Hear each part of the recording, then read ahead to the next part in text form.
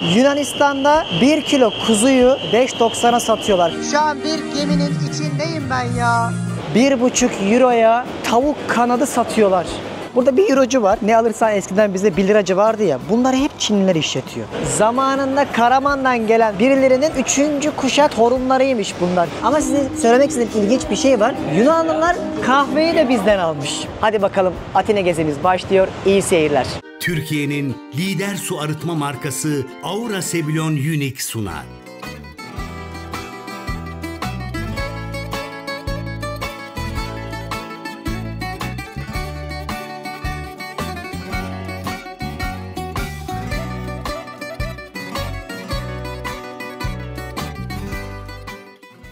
Madem Yunanistan'a kadar geldik, hadi gelin bir de Yunan döneri deneyelim. Bakalım burada nasıl yapıyorlarmış. Şöyle bir serin meydanın altından ilerliyorum. Burada çok ünlü bir dönerci var.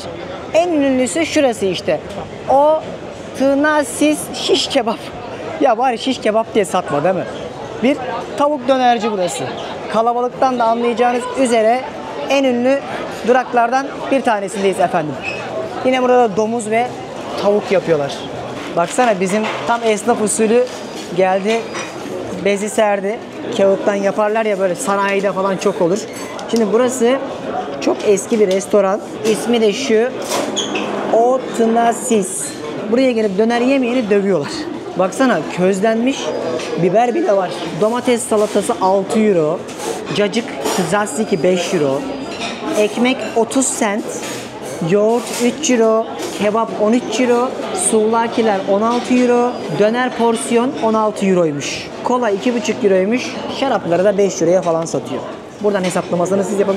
Çok acıktım. Ne yiyeceğim ben de karar veremiyorum. Aslında biraz böyle azar azar yemek istiyorum ki hani farklı yerlerden farklı şeyler de tadalım. Siz ekranlarınızın başında zaten güzel şey yiyorsunuzdur Türkiye'deyseniz eğer. Başka yerdeysen artık ekrana ekmek banarsın derler ya, onu yaşarsın. Ben de bunun keyfini süreyim. Bak böyle eski bir yere geldiğini, tarihi bir yere geldiğini masalardan da anlıyorsun. Örtülerin renginden bile. Siparişimi verdim. Heyecan dorukta bekliyoruz.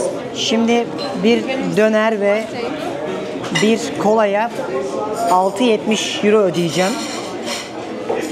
Bildiğiniz pide ekmeğinde döner. İçinde patates ve kendilerine ait sos da var.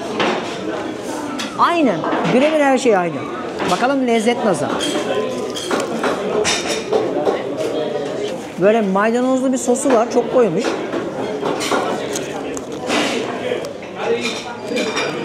Bayıldım. Çok iyi tavuk dönerlerden birisiydi. Çok övüyorlardı burayı. Gerçekten dedikleri kadar varmış. Afiyet olsun. Yemeğimi yedim. Gerçekten çok güzel bir dönerdi. Normalde meze vesaire yapıp böyle deniz mahsulleri falan da gösterebilirdim ama onu Rodos'ta çok yemiştik. O yüzden yemek istemedim. Bir de bunu görün istedim.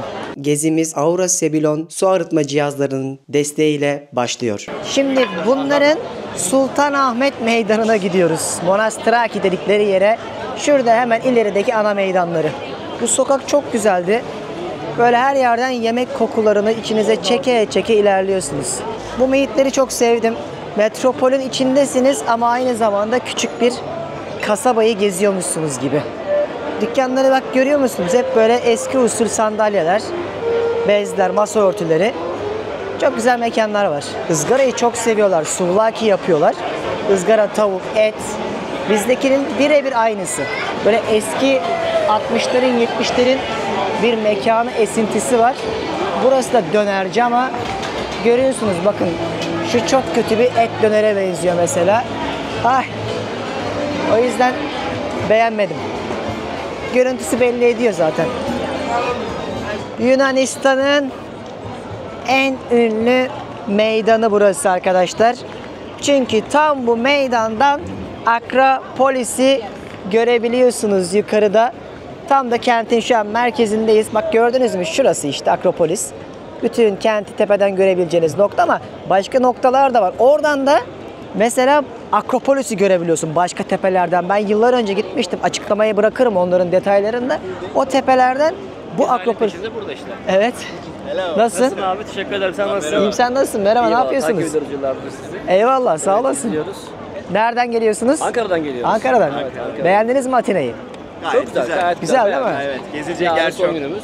Güzel. Viyana'ya geçiyoruz. Öyle mi? Kısmetse. Keyfini çıkarın. Aynen. Teşekkürler. Ben de vlog yapıyordum. Var mı selam söyleyeceğiniz? Herkese selamlar. Eyvallah. Memnun oldum. Hoşçakalın. Hoşçakalın. Görüşürüz. Sağ ol. Sağ ol. Hoşçakalın. Böyle dünyanın her yerinden takipçilerim geliyor. Yani sizler. Teşekkür ederiz. Şimdi niye takip ediyorsunuz? Bu rehberleri yapmak benim başımdaki saçları döktü de ondan.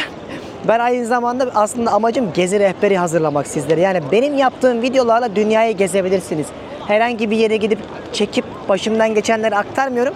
Eski bir seyahat bloggerı, yani blog yazıları yazan, gezi yazıları yazan birisi olarak size bunu video olarak anlatıyorum. O yüzden kıymetini bilip, izleyip, teşekkür edip dünyayı gezen herkese de ben de buradan bir teşekkür etmiş olayım. Şimdi Akropolis'i tepeden görebileceğiniz Atina'da tepeler de var. Oradan da buraları görebiliyorsunuz. Ama şu arkamdaki bakın Roof Garden yazan yerler var ya, bu mekanlar en güzel kent manzarasını ve Akropolis'i görebileceğiniz yerler. Ben birkaç tanesini size bugün gösteririm. Burası da onların en ünlü meydanıydı. Hatta en ünlüsü de bakın şu mekan. A4 Athens, aşağısı otel diye biliyorum. Bunun çatısından en güzel manzarayı görebilirsiniz. Ama ben sizi şimdi çok güzel bir pazara götüreceğim. Orası kapanmadan bir ziyaret edelim. Allah Allah Allah. Her yerde taksi falan var burada. Ama isterseniz hem toplu taşımayı kullanabilirsiniz. Gideceğiniz yer çok uzak değilse Uber'de çalışıyor birçok yerde, aklınızda bulunsun. Hayatımda ikinci geldiğim ülkeydi, biliyor musunuz? Yunanistan. İlk Amerika'ya gitmiştim Work and Travel'la 2010'da. 4 ay kalmıştım. Orada çalışıp İngilizce öğrenmiştim. Sonra çok hoşuma gitmişti dünyayı gezmek. Yani böyle Amerika'da araba falan almıştım $1500. Sonra satmıştım onu. Sonra o virüs kanıma bir bulaşmıştı. Dedim ki ben bir de Interrail yapayım. Babamı ikna ettim. Bana mezuniyet hediyesi olarak Interrail bileti almıştı. Sonra da 1000 euro mu ne vardı? Bir ay boyunca gezdim. Yunanistan'dan girerek başlamıştık. Hatta hiç unutmam, Nice'te paramız yetmemişti konaklamaya. Sahilde yatmıştık çantalarımızı koyup. Sabah plajı yıkıyorlardı. Suyu böyle üstümüze doğru sıkarak bizi uyandırmışlardı. Kendimi o zaman çok çaresiz ama çok mutlu hissetmiştim. Çünkü o ıslanmak bile bana çok iyi gelmişti. O rezillikler, o zor günler o an anlamıyorsun. Büyüdüğünde anlıyorsun. Yine de keyifliymiş. O yüzden hayatınızda böyle adım atarken zorlandığınız maceralar ve mücadeleler belli bir süre sonra sizin hayata daha çok tutunmanızı sağlıyor. O yüzden bu ülkelerde çektiğim zorluklar beni bugün dünyayı daha iyi anlayabilmem, bu işi yapabilmem anlamında daha sağlam tuttu. O yüzden buranın bende böyle bir anısı vardır. Başlarken Yunanistan'dan çok heyecanlanmıştık. Arkadaşım vardı o zaman, ikimiz geziyorduk ve hiçbir şey bilmiyorduk dünyaya dair. Şu sokaktan yürürken anılarım canlandı. Çünkü buradan geçmiştim 15 sene önce. Zaman ne kadar hızlı geçiyor değil mi ya? Ve en kötüsü de, en üzücüsü de bir gün her şey bitecek ve öleceğiz. İnsanın dünyayı hiç bırakası gelmiyor. Benim gezerken en çok bu ara aklıma bu geliyor niyeyse. Herhalde yaş aldıkça biraz daha mı çok hatırlanıyor? Ne oluyor? Varsa büyüklerim yazsın bakalım. Burada çok ünlü bir börekçi var. Şimdi onun olduğu yere geldim ama ben yemeyeceğim. Tokum. Hani bir gün olur da kahvaltı yapmak isterseniz burası işte arkadaşlar. Bugatsadiko Pisiri diye. Burada bildiğiniz bizdeki gibi börek yapıyorlar. Şöyle içeriye girip gösterebiliriz. Çok ünlü burası. Çok tarihi, bakın içerisinin güzelliğinden de anlayacaksınız. Tamamen ağaç ve çok güzel börek koktu olan bir yer. Şurada tatlılar matlılar da var sanırım. Hatta bak direkt önünüzde açıyorlar. Yani börek canınız çekerse gelin bir de Yunanistan'ın böreğini yiyin. Buradan devam, burayı sırf göstermek için uğradım. Aklınızda bulunsun, Atina'ya gelenlere bir durak olarak yazarsınız. Buralar da çok güzeldir. Biraz daha sakin size az önce gösterdiğim yerlere nazaran. Ama böyle hani bizim Karaköy taraflarının havası da vardır burada. Daha çok restoranlar, mekanlar bulunur. Yeme içme için de çok zengin yerler. Tatlı yerler ya, güzel yapıyorlar bu işleri. Güzel koruyorlar, temiz de. Bak o kadar çok Türk gelir buralara ama Türkçe menü koymamışlar mesela. Yani Almanca var. Türkçeyi yok. Niye? Sanırım diyeceğim, hani Atina'ya insan mı gelmiyor bizden, ama çok Türk geliyor aslında. İlginç. Bak işte çok güzel, şık bir mekanmış. Şöyle gidelim yukarıya doğru. Size çok ilginç bir şey söyleyeyim mi? Bunu Panama'da bile görmüştük. Burada bir eurocu var. Ne alırsan, eskiden bize 1 liracı vardı ya. Bunları hep Çinliler işletiyor. Dünyanın her yerinde bu dükkanları işletenler Çinliler. Aynı zamanda bütün böyle arka sokaklarda görebileceğiniz milletler de Hintlilerdir. Ve gerçekten son yıllarda Avrupa'da bu kadar çok Hintliyi görmedim. İlginç. Gelecekte her yerde olacak diyorlardı. Gerçekten olmaya başlamışlar. Burası ne dükkanı biliyor musunuz? Şöyle sucuklardan da anlayacağınız üzere bakın.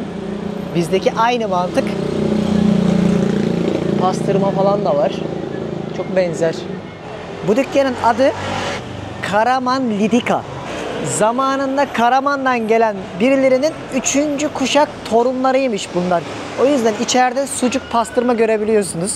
Bu dükkan da çok meşhurmuş. Birkaç yerde görmüştüm. Ama yeme içme yok. Ürünleri, sucuk pastırmayı alabiliyorsunuz. Şarküteri gibi. Aklınızda bulunsun. Canınız Atina'da sucuk çekerse buraya gelirsiniz. Vallahi burası baharatçılar çarşısı gibi bir yer. Şimdi buradan yürümeye başladım. İleride büyük bir pazarları var. Onu göstermek istiyorum size. Atina Merkez Halk Pazarına doğru gidiyorum. Bakar mısınız ya? Birebir aynısıyız. Bak bademler var 10 euro. Bir dünya işte çekirdeğinden, şekerinden ne ararsanız fıstıklarına kadar, cevizin içine kadar var. 9.60'a satıyorlar. Şurada lokumlar var görüyorsunuz. Tam yani bizim görüntü olarak aynımız her şeyiyle alfabelerimiz farklı. Yani Yunanistan'la Türkiye'nin çarşılarındaki gözlemim de bu oldu. Burası kahveci Mehmet Efendi. Ama şurada bir yerde pazarın bir girişi vardı. Balık falan da satıyorlar. Etine kadar her şey var. Daha böyle hal gibi. Ben size orayı göstermek istiyorum. Ama gezerken hissettiğim ne biliyor musun? Hani Avrupa Birliği'nde bir ülkedesin ki çoğunu size gösterdim. Gitmediğim çok az ülke kalmıştır. Çok eski, çok yıpranmış levhalardan, tabelalardan, binalardan bile bu eskiliği görebiliyorsunuz. Pazarın girişini buldum. Burası. Böyle yerleri ben çok severim. Sizlerin de seveceğinize eminim. Buraların böyle yerel tatları, lezzetleri daha güzel olur. Burada mesela bir et restoranı var. Kokusu buraya kadar geldi. Çünkü şurada bir dünya et var. Kasap var. Açıkta böyle bakın taze taze kesip hazırlıyorlar. Şurada hatta jelatinlemişler bile etleri. Burası onların en büyük şehrin içindeki pazarlarıymış. Tavuklar, horozlar, sosisler, sucuklar ne ararsanız bulabiliyorsunuz. Şöyle gidelim bakalım neler varmış. Bildiğim kadarıyla etin kilosu da 7-8 euro falan herhalde. Allah'ım bunun kilosu, tavuk kanadının kilosu 1,5 euro değildir. Soracağım bir dakika ya. İmkansız. 1,5 euroya tavuk kanadı mı kaldı? Brother, is it 1 kilo chicken is 1 euro? No. 150. 1 kilo. Yes. Okay, thank you. 1,5 euroya tavuk kanadı satıyorlar. Nasıl ya? Aklım şaştı. Dünyanın hiçbir yerinde bu kadar uygununu görmedim. Bak şimdi abilerle konuşuyorum. Bunlar Arnavut ve Pakistanlıymış. Bakın dediler ki tavuk kanadının kilosu 1,49, kuzu 5,90. Yunanistan'da 1 kilo kuzuyu 6 euro bile değil 5,90'a satıyorlar. Kafayı yemek üzereyim. İnanılır gibi değil. Gelirseniz Ali Beef Shop'a bulun. Abi beni çektirdi. Sağ olsun izin de verdi. Böyle çekmiş oldum. Yemin ederim yorumu siz yapın. Ben böyle bir şey görmedim. Hani bu kadar ucuzunu hiç görmemiştim. İlk defa çekiyorum. Burası da hemen çıkıştaki manav kısmı. Böyle işte kirazlardan, domateslerden ne ararsanız var. Bak domatesin de kilosunu mesela 98 sente. Portakalı da 96 sente satıyorlar. Ama gerçekten dünyada gördüğüm en ucuz et ve tavuk şu ana kadar Yunanistan'da olabilir. Yorumu siz yapın. Ben artık yorum yapmayı bıraktım. Şöyle bir pazarın içinden dolaşım. Ne güzel bak. Napolyon kirazına benzeyen kirazlar var. Bizdeki meyve sebzelerin hala 99 sente çikita muza benzeyen muzu nasıl satıyorlar anlamış değilim bu arada. Yanımızda bu adamlar, yanımızda ya. Tamam, hep bunlar euro fiyatları. Ben çok anlamam.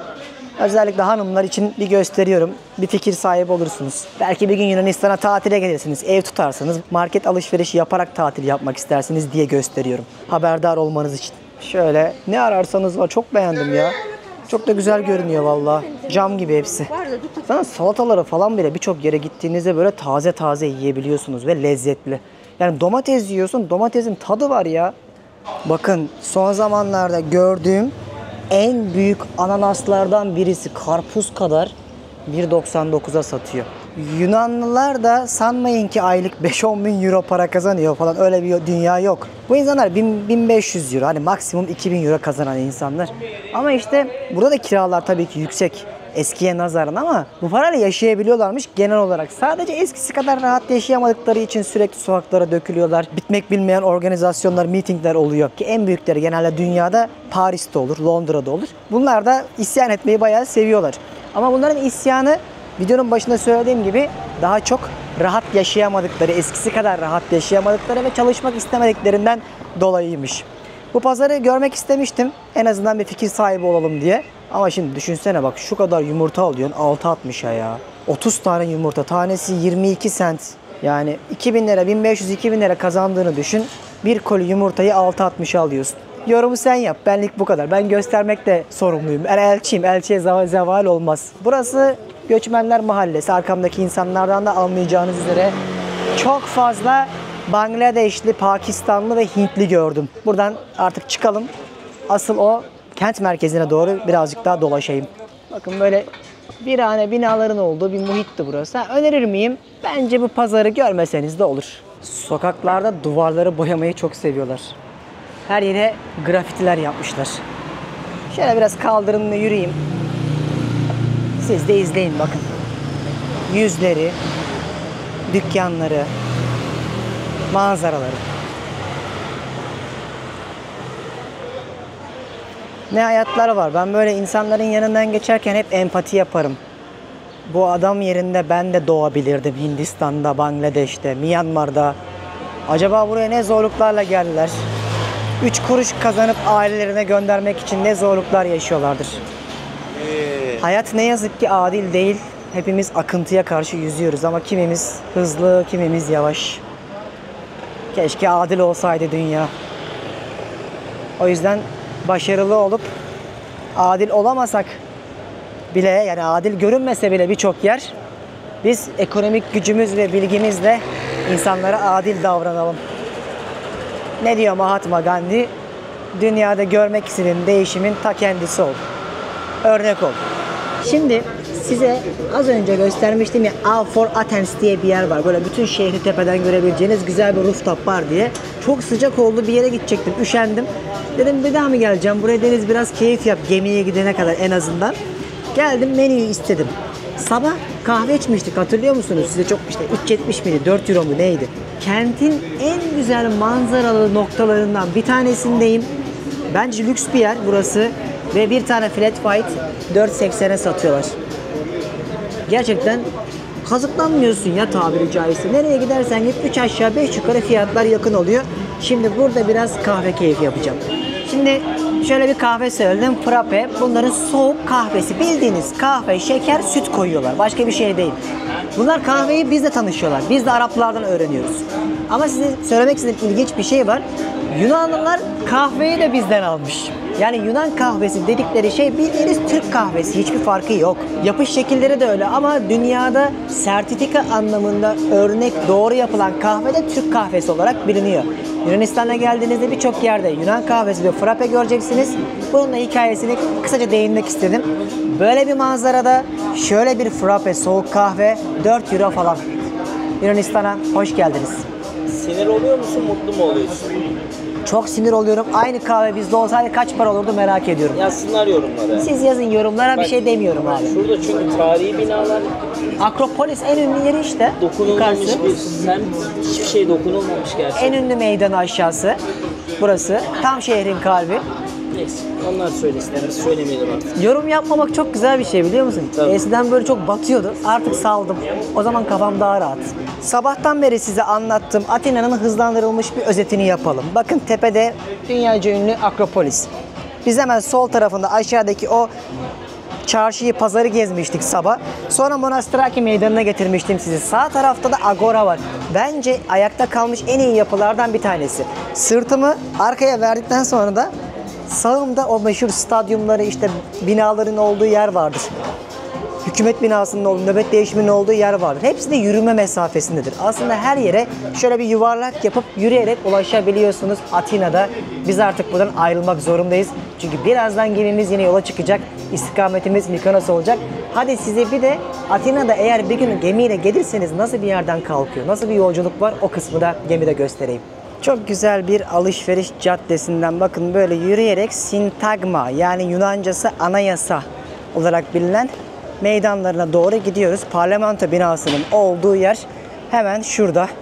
Yunanistan için en önemli meydan orası. Bütün o Otto krallarına karşı yaptıkları ayaklanmalar 1800'lerde anayasayı zorla kabul ettiriyorlar. Sonra buradaki insanların günümüzde bile mitingleri yaptıkları yer. Hatta nöbet değişimleri vardır her saat başı yapılan. İşte orasının olduğu yerde o bina. Bu cadde çok güzeldi. Alışveriş için bir dünya mağaza vardı. Trafiğe de kapalıydı. Aklınızda bulunsun. Geldik. Pire limanındayız arkadaşlar. Bir dakika X-ray'den geçtik de çantamana dağıldı. Bizim bugünkü fakirhane bu. Gemimizde hatırlıyorsunuz İtalya'dan çıkmıştık. 14 katlı bir yüzen oteldi. Böyle limana gidiyoruz, park ediyorlar. Sanki bize şey gibi hissediyorum. Karavanla geziyormuş gibi. Böyle evimiz, duş alacağımız yerimiz, yeme içme her şey bunun içerisinde var. Böyle park ettikten sonra sizi bırakıyorlar. Siz de şehri geziyorsunuz. Atina'yı bitirdik. Şimdi gemimizle artık buradan akşam ayrılacağız. Ve istikamet sizlerin bir sonraki bölümde izleyeceğiniz Mikonos olacak. Hadi bakalım iyi yolculuklar Sezer Bey. Ve limandan ayrılıyoruz. Atina elveda. Bakın arkadaşlar kruzun 8. katından böyle görünüyor. Burası işte o Pire dedikleri liman. Şu tepelerin olduğu yer Atina. Az önce geldiğimizde biraz kafamız dağılsın diye geminin 13. 14. katında basket sahasında top oynadık. O kadar güzeldi ki yarışma yaptık. Böyle ter, revan içinde kaldık ama tabii ki kaybettik. Ama birinci olan arkadaşı tebrik ediyoruz. Ailesi buradan izliyordu, Türktü. Helal olsun kardeşimize. Şimdi buradan ayrılıyoruz ve yarın sabah Mikonos'ta olacağız. Burada çok güzel bir restoran. Akşam sizi ben bir buranın en büyük restoranına götüreyim. Bu 14 katlık dev yüzen şehrin 300 küsür metrelik bir gemi aynı zamanda bu. Büyük bir restoran nasılmış görün istiyorum. Bir de biz normalde hani Atina'da yemek yerdik ama gemide çok güzel yemekleri olduğu için hakkımızı buradan yana kullandık. Saat 8'de akşam yemeği başlayacak, ona gideceğiz. Şimdi duştu, temizlikti derken bir kendimize geliriz. Sonra akşam yemeğini de gösteririm size. Baksanıza motorlar nasıl çalışıyor. Şurası Kaptan Köşkü, köprünün olduğu yer. Oradan koca gemiyi yönetiyorlar. Belki merak etmişsinizdir bu dev gemiler limanlardan nasıl çıkıyor diye. Sizlerle de paylaşayım dedim. Çok hızlı dönüyor ya. Size göstermek istiyorum. İzleyin. Şu karenin güzelliğine bakın. Size şu an huzurun fotoğrafını gösteriyorum. Bazen martı olmak istersin. Ne güzel uçuyor. Harika bir gün batımı var şu anda. Sezer kardeşim. Seviyoruz abi. Neydi? Her zaman dedik. Ne demiştik? Dünyanın bambaşka ülkelerinde gün batımını beraber yapacağız dedik. Bugün de neredeyiz? Atina taraflarındayız. Ege sahillerindeyiz. Çok güzel. Vallahi çok güzel ya. Böyle kızıllığı ve turunculuğu harika oldu. Bunun şimdi keyfini çıkartıyoruz gemimizde bakın. Şöyle seyir yapıyoruz. Herkes 12. kata çıkmış. Güzel bir gün batımı keyfini izliyorlar. O kadar güzel bir seyir yapıyoruz ki şu anda. Yani keşke gözümün gördüğünü canlı olarak sizlere aktarabilsem. Daha güzelleri sizlerin olsun. Gerçekten kalbim hala seyahat ederken, yeni bir şey denerken çarpıyor. Daha güzelleri sizlerin olsun. Birazdan Instagram'dan takip edin, bir hayalin peşinde hesabımdan. Orada Reels ve Story'ler paylaşacağım anlık olarak. Bunların hepsini canlı olarak oradan görebilirsiniz. Güzel birkaç tane rehber paylaştım. Harikaydı her şeye rağmen. Şimdi geminin içerisinde dev bir, herkese açık fine dining restoran var ama bir para ödemiyorsunuz. Şimdi akşam yemeğini burada yiyeceğiz. Hazır mısın Sezer kardeşim? Kardeşim en sevdiğim an yemek yediğim an. Ya bir de hani normal sabah kahvaltısında size gösterdiğim bir yer vardı. Orası da herkese açık ama burası bir başka dünya. Bu geminin içi. Şimdi menümüz geldi. Böyle başlangıç, ana yemek ve tatlı şeklinde gidiyor. Bazı şeyler ekstra para veriyorsunuz. Mesela ıstakoz kuyruğu istersem 16.99. Ama ödediğiniz o 70.000'in içerisinde bu akşam yemekleri de şöyle bir restoranda dahil oluyor. Harika. Şöyle bir karides söyledim, et söyledim, bir de tatlı söyleyeceğim. güzel bir akşam yemeği yiyeceğiz. Bir şeyler oluyor, bir kutlama yapıyorlar. Tam tatlıya geçmiştik. Etle karides salatası gelmişti. Çok güzeldi. Şimdi bir olay oldu bakalım. Çalışanlar yemek biterken kutlama yapıyorlar. Güzeldi. Afiyet olsun. Ya bu nasıl bir gemi bakar mısınız? Şu an bir geminin içindeyim ben ya. Rüya gibi. Filmlerdeki gibi değil mi?